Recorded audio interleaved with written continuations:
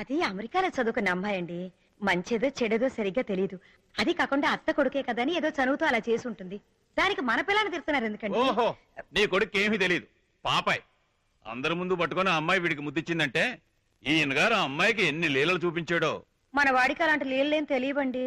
అయితే నాకు తెలుసుంటావా? అది నా నోటితో నేను చెప్పాలా? కొట్టేనంటే పళ్ళు గిళ్ళు రాలిపోతాయి వాడు ముందు పట్టుకొని. ఎందుకు ఇంకా నిలబడ్డా? బయలుదేరు ఇక్కడి నుంచి. ఇక్కడ ఉంటే ఆయన తిడుతూనే ఉంటారు, నువ్వు బయలుదేరు.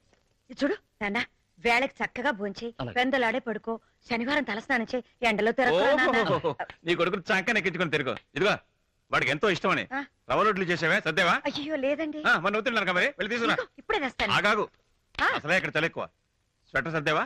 మర్చిపోయానండి. మర్చిపోయానండి. నేను నువ్వు వేసుకుందా, వెళ్ళి పట్టగా.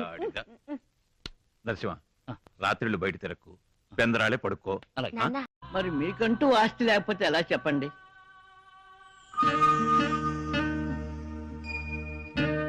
నాకున్న ఆస్తల్లా వీడొక్కడే. వీడుండగా నేనెందుకు దిగులు పడాలి? 2 సంవత్సరాలుగా వీడు కష్టపడి సంపాదించి నాకు పంపిన డబ్బుతో వీడి పేరున ఊరి చివర 4 ఎకరాల భూమి కొన్నా. నా శేష జీవితాన్ని అక్కడే గడిపేస్తాను. ఏ